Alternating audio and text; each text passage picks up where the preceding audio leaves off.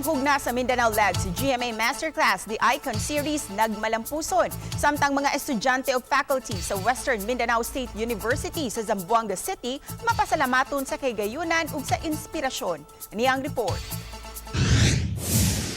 Sayong miabot ang mga estudyante sa Social Hall sa Western Mindanao State University sa Zamboanga City alang sa ikatulong hugna sa Mindanao Leg sa GMA Masterclass The Icon Series kauban ng Chief Marketing Officer sa GMA Network, Ms. Lizelle G. Maralag. Gipaambit niya sa mga estudyante ug faculty ang iyang personal nga kasinatian sa iyang trabaho aron maghatag og inspirasyon ug giya.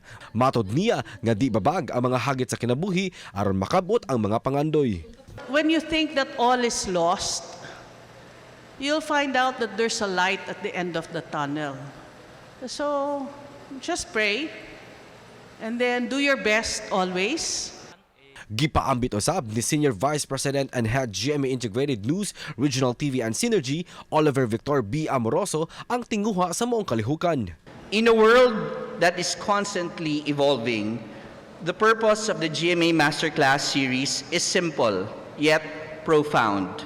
Going beyond the textbooks and your classrooms, we are hoping to bring the real world into this hall, hoping to show you that opportunities are not limited by geography or background. Nagpasalamat ang presidente sa universidad, lakip na ang mga estudyante sa kahigayunan ug inspirasyon ilabi na sa kaalam gikan sa usa ka eksperto. Atol sa masterclass, mihalad og awit ang Queendom member nga si Teya Ashley pinaagi sa usa ka performance.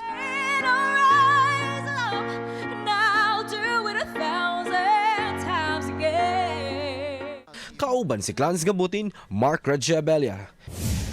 GMA Regional TV Live.